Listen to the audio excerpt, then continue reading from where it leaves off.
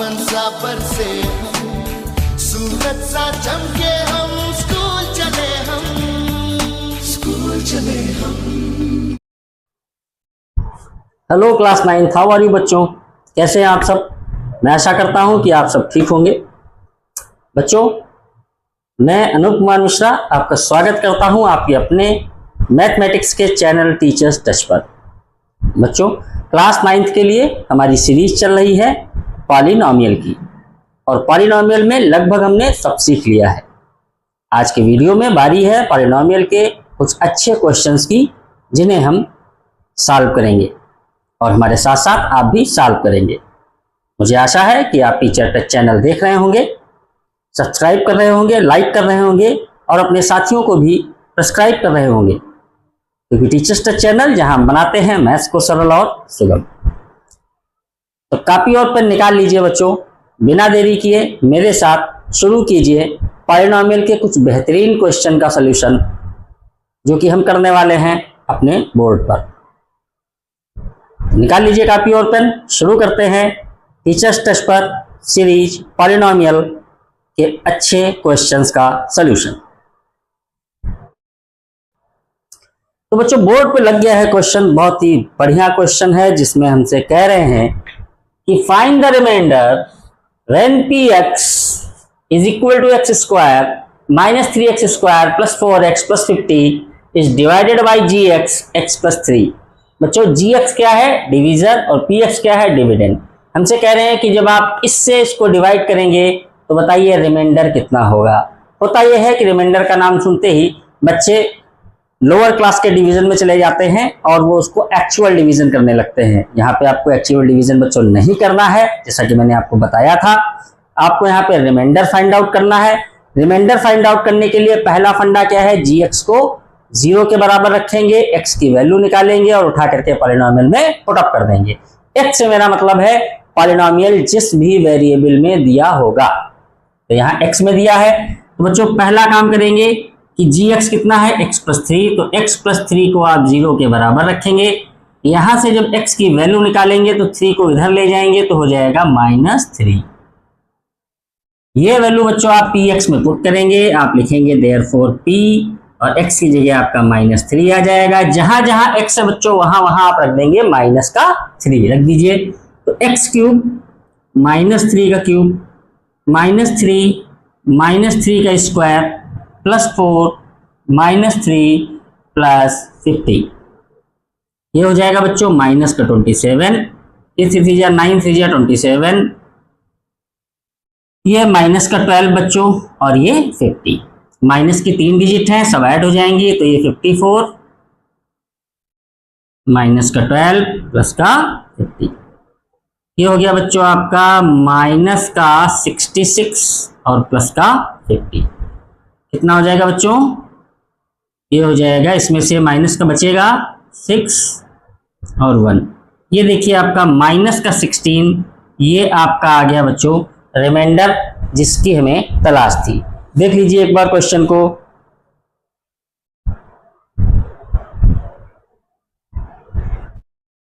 तो बच्चों question number 2 भी सेम तरीके का है। इसमें भी हमसे रिमाइंडर पूछ रहे हैं। आपको px दे दिया है, आपको gx दे दिया है, तो आपके लिए काम आसान हो गया, क्योंकि हमने बना दिया है इन क्वेश्चंस को सरल और सुगम। gx को 0 के इक्वल रखेंगे, x की वैल्यू निकालेंगे, उठा के px में पुट कर देंगे, सोल्यूशन करेंगे, यानी प्लस माइनस करेंगे, जो भी रिजल्ट आएगा वही हमारा रिमाइंडर होगा। करते हैं, तो gx को 0 के बराबर रख दीजिए, तो बच्चों आ जाएगा 2 + 3x = 0। यहां से वैल्यू निकालेंगे तो 3x यहाँ छोड़िए, 2 को उधर भेजिए, तो 2 हो जाएगा माइनस का, तो यहाँ से x की वैल्यू क्या आएगी? 3 इसके नीचे चला जाएगा, तो 2/3।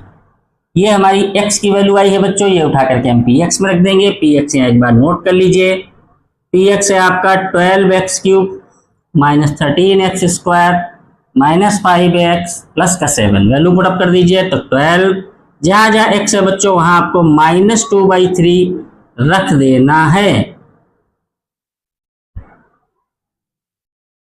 बहुत ही आसान, बहुत ही सरल। अब बच्चों हम इसको सॉल्व कर लेंगे इजी वे में और थोड़ा सा ध्यान से। तो 12 वैसे ही रहेगा बच्चों, माइनस के ऊपर 3 पावर है, तो रिजल्ट ये आएगा आपका माइनस में। टू टू जा 4, टू जा बच्चों ऊपर हो जाएगा 8 और नीचे हो जाएगा 27। ठीक है, 3 जा 9, 3 जा 27। चूंकि क्यूब लगा है तो ऊपर भी क्यूब होगा और नीचे भी।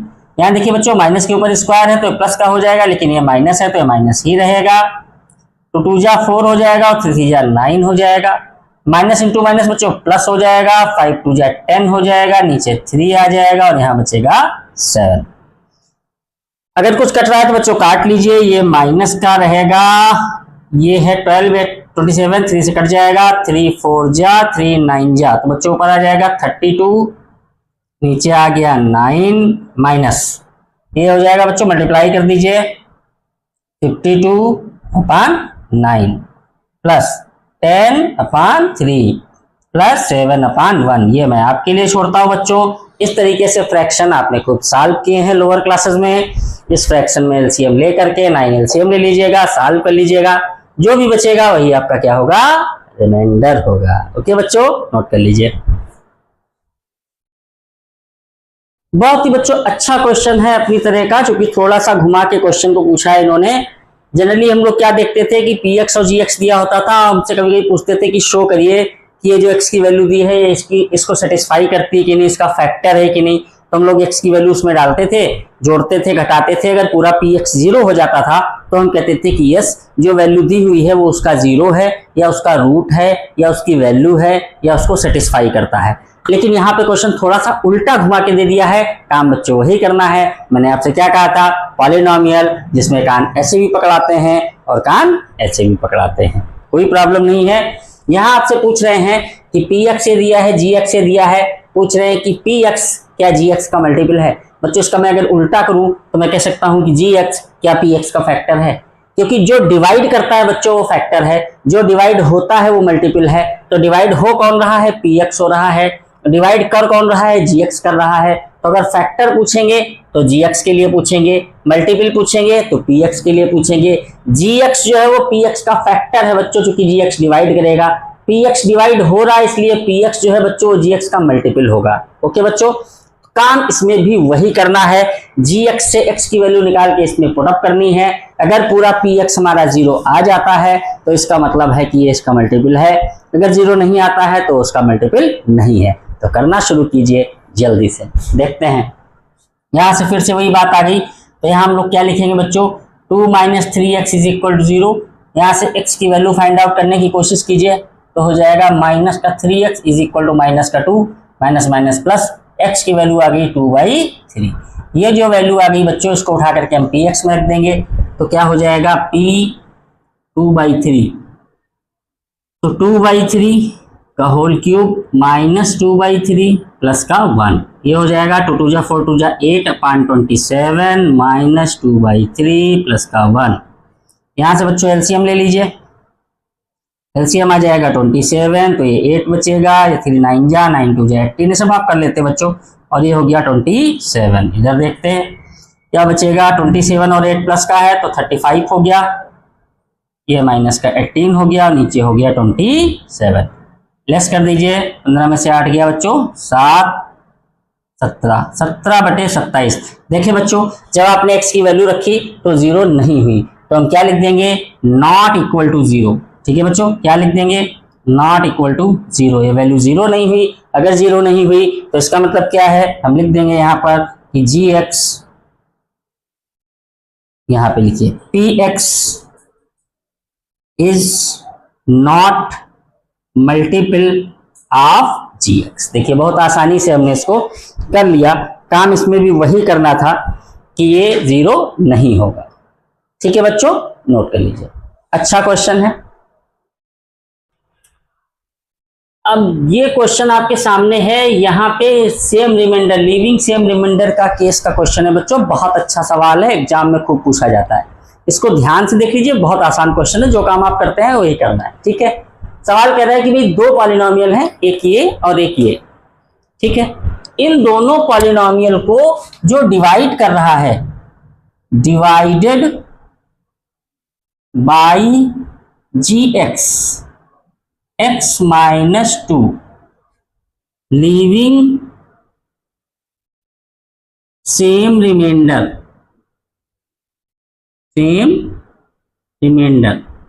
Find a. ठीक है बच्चों, सेम रिमाइंडर यहाँ पे लीव करता है और हमको यहाँ वैल्यू फाइंड करनी है ए की। बहुत ही आसान क्वेश्चन है ये। देखें आप क्या करेंगे, आप यहां से बिल्कुल जो काम आप करते आए हैं x की वैल्यू यहां से निकाल लेंगे, तो सीधी सी बात है यहां से x की वैल्यू 2 आएगी जब आप 0 के बराबर रखेंगे। x की ये 2 वैल्यू एक बार इसमें पुटअप करनी है बच्चों, तो जुड़ घट करके कुछ आएगा, एक बार यहां पुटअप करनी है, वहां कुछ रिजल्ट आएगा, दोनों को बराबर कर देना है। ठीक है, चलिए रखते हैं, पहले इसमें रखते हैं, तो P1 लिख लीजिए यहाँ पे, तो 2, ये 2 का क्यूब, ये 2 का स्क्वायर, ये a, ये 2, ये 2, 2 2 जा 4 हो जाए, 2 जा 16, 2 2 जा 4 माइनस 2a प्लस का 2, 16 4 20 और 2 22, 22 माइनस 2a। ये बच्चों हमारा जो बचा है इसी को हम बोलते हैं फर्स्ट रिमाइंडर। ये यहाँ रिमाइंडर आया। अब x इक्वल टू b यहाँ रखेंगे तो इसको आप p2 बोल दीजिए, तो यहाँ 2 रखेंगे, 2 2 जा 4 2 जा 8 2 जा 16, 2 2 जा 4 3 जा 12 माइनस 3 2 जा 6 और प्लस का a, तो 16 12 6 18 माइनस का 16 प्लस का, तो 2 बचेगा माइनस का, तो a पहले लिख लेते हैं माइनस का 2। ये बच्चों हमारे पास दूसरा रिमाइंडर बच गया। ये हमारा रिमाइंडर पहला और ये हमारा रिमाइंडर दूसरा। हमसे क्या कह रहे थे कि भाई दोनों रिमाइंडर सेम है, लीविंग द सेम रिमाइंडर। अगर हमारे रिमाइंडर सेम है तो उनको हम इक्वल रख दें। ठीक है, तो अकॉर्डिंग टू क्वेश्चन क्या बोला था, R1 बराबर R2 रख दीजिए। क्या हो जाएगा, R1 कितना आया है 22 minus 2a is equal to a minus 2। ठीक है, a को इधर भेजिए, 22 को उधर ले जाइए, तो माइनस का 2a माइनस का a बराबर माइनस का 2 माइनस का 22, तो माइनस का 3a माइनस का 24 माइनस माइनस प्लस 3 से ये मर गया, a की वैल्यू आ गई 8। यही हमें निकालना था। देखिए बहुत ही आसान क्वेश्चन होते हैं और इसमें कुछ नहीं करना था, जो काम आप करते आ रहे थे वही करना था, बस एक इन्होंने थोड़ा सा चेंज किया कि लिविंग द सेम रिमाइंडर। ठीक है, इंपॉर्टेंट क्वेश्चन है, एग्जाम में आने लायक है, देख लीजिए, पॉज करके नोट कर लीजिए। बच्चों हमने रिमाइंडर थ्योरम देख ली, हमने परिणाम और देख लिया कि किस तरीके से हम दिखाएंगे कि px जो है वो gx का मल्टीपल है, या gx की जो वैल्यू है वो उसको सेटिस्फाई कर रही है, या x की जो वैल्यू दी है वो उसका 0 है कि नहीं, या रूट है कि नहीं, या वैल्यू है कि नहीं। हम लोग क्या कर रहे थे, gx को उठा के 0 के बराबर रख रहे थे, x की वैल्यू निकाल रहे थे और उठा करके px में रख रहे थे। अगर वो कट पिट के 0 आ रहा था तो फिर वो उसका एक रूट है या वैल्यू है या जीरोज है या उसका फैक्टर है या मल्टीपल है, सब एक ही चीज है। बच्चों अब एक थ्योरम आती है, इसको बोलते हैं फैक्टर थ्योरम। फैक्टर थ्योरम, अभी तक बच्चों रिमाइंडर की बात हो रही थी, अब यहाँ पे फैक्टर की बात होगी। अब आपसे पूछेंगे कि क्या gx px का फैक्टर है। ठीक है, तो इसके लिए बच्चों कुछ नहीं करना, आपको जो कर रहे थे वही करना है। gx को 0 के बराबर रखेंगे, वैल्यू निकालेंगे, x या जो वेरिएबल हो, जो वेरिएबल होगा उसकी वैल्यू px में x या वेरिएबल की जगह पुट करेंगे। ठीक है, कहानी यहां भी वही आएगी। अगर सारा कट पिट के 0 हो जाता है तो हम लिख देंगे gx फैक्टर है, अगर नहीं होता है तो हम लिख देंगे भाई इसका फैक्टर नहीं है। बच्चों एक्चुअली में जो रिमाइंडर थ्योरम है जो यहाँ पे आपको बताई गई थी, इसको करने का एक तरीका और है जो यूपी बोर्ड में दिया होता है, तो वो मैं आपको किसी दिन समय लगेगा तो मैं समझाऊंगा, वो भी अच्छा तरीका है। और एक चीज आप ध्यान रखना बच्चों, इन क्वेश्चंस में कहीं भी आपको रिमाइंडर निकालना हो, कहीं भी आपको ये दिखाना हो कि ये इसका फैक्टर है, ये इसका मल्टीपल है, तो आपको सिंपल काम करना है, gx को 0 के बराबर करना है, x की वैल्यू निकाल ली, उठा के px में रखना है। जब तक क्वेश्चन में ये ना दिया हो कि बाई एक्चुअल डिवीजन, अगर एक्चुअल डिवीजन दिया है तभी आप इस तरीके से डिवाइड करेंगे जैसे आपको मैंने बताया था पिछले वीडियो में डिवाइड करना। अदरवाइज आप कहीं भी रिमाइंडर या फैक्टर निकालने के लिए डिवाइड नहीं करेंगे। चलिए फैक्टर थ्योरम के कुछ क्वेश्चंस देख लेते हैं। तो बच्चों फैक्टर थ्योरम का देखिए क्वेश्चन बोर्ड पे आपका लगा हुआ है। आपसे कह रहे हैं शो दैट, ये जो जीटी दिया हुआ है जैसे वहां जीएक्स दिया होता था, कोई प्रॉब्लम नहीं बच्चों, वेरिएबल चेंज होने से टर्म्स नहीं चेंज होगा। GT is equal to T plus two is the factor of PT, तो ये पॉलिनोमियल टी में है, ये आपका जी भी टी में है, तो काम यहाँ भी वही करना है। वहां जीएक्स को 0 के बराबर रखते थे, यहाँ जीटी को 0 के बराबर रख देंगे, तो हम लिखेंगे here T plus two is equal to 0, तो यहाँ से टी की वैल्यू फाइंड आउट कर लें बच्चों -2, ये वैल्यू उठा करके यहाँ पुट कर दें, therefore T -2 is equal to -2 की पावर 4 -2 की पावर 2 -12, 2 दूनी 4 दूनी 8 दूनी 16 हो जाएगा बच्चों। माइनस के ऊपर 4 है तो माइनस प्लस हो गया, माइनस के ऊपर 2 है तो ये भी प्लस हो गया, तो बचेगा -2 -12। बच्चों ध्यान से देखें क्या बचेगा यहाँ, अच्छा सॉरी बच्चों ये 4 हो जाएगा, ये हो जाएगा 4। अब देखिए 16 और ये -16, तो 16 में से 16 गया बच्चों 0 अंडा। जैसे ही 0 अंडा आता है तो हम क्या लिख देंगे, therefore GT is the factor of PT. देखिए बहुत आसानी से क्वेश्चन हम लोग सॉल्व कर लेंगे। सब सवालों में वही काम करना है जो आपने रिमाइंडर थ्योरम में किया है, कुछ भी यहाँ पे नया नहीं है। ठीक है बच्चों, ध्यान से देख लीजिए, फिर एक और क्वेश्चन देखते हैं। क्वेश्चन देखिए बच्चों, बहुत आसान सवाल है, देखने में ऐसा लगता है इसे कुछ नया सवाल दे दिया, तो नया कुछ नहीं है। यहाँ पे कह रहे हैं कि शो कीजिए p-1 is the factor of p की पावर 10-1 एंड p की पावर 11-1। कुछ भी नहीं करना बच्चों, यहाँ से p की वैल्यू निकाल लेंगे 0 के बराबर रख के, जो वैल्यू आएगी उठा के यहाँ पुट अप कर देंगे। अगर 0 आ रहा है तो फैक्टर है, अगर नहीं आ रहा तो नहीं है। चलिए देखते हैं, तो यहाँ से p की वैल्यू निकालिए, सीधे सीधे 1 आएगी, 1 यहाँ पुट कीजिए बच्चों, तो 1 की पावर 10-1, कितनी भी पावर लगा देंगे 1 ही रहेगा, तो 1 - 1 बराबर 0, यानी है। इधर आओ, 1 की पावर 11-1, कितनी भी लगा देंगे 1 ही रहेगा, तो 1 - 1 बराबर 0 अंडा, यानी दोनों जगह 0 आ रहा है, तो इसका मतलब क्या हो गया बच्चों, आप लिख देंगे यहाँ पर therefore p-1 is the factor of both above.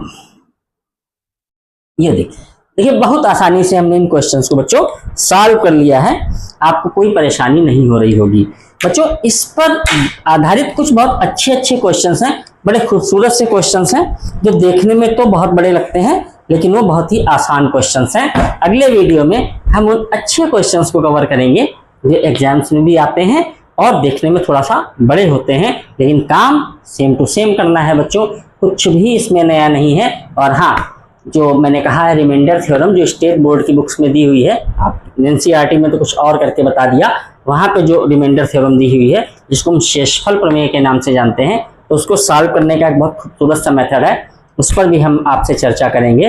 तो फिर टीचर्स टेस्ट चैनल को देखते जरूर रहिए, सब्सक्राइब जरूर करिए बच्चों, और लाइक जरूर करिए, कमेंट जरूर करिए। अपनी किसी भी प्रकार की प्रॉब्लम जो एजुकेशन से रिलेटेड है उसको आप 945090 और आपका 86 पर शेयर कर सकते हैं, जो मेरा नंबर है 94 50 94 90 86 9450949086 पर आप मेरे साथ शेयर कर सकते हैं। हम कोशिश करेंगे कि आपकी उन समस्याओं को दूर करें। तो टीचर्स टेस्ट चैनल को देखते रहिए और अगले वीडियो में आपसे मिलेंगे जिसमें अच्छे सवालों को लेकर के हम आने वाले हैं। तब तक के लिए दीजिए इजाज़त, नमस्कार।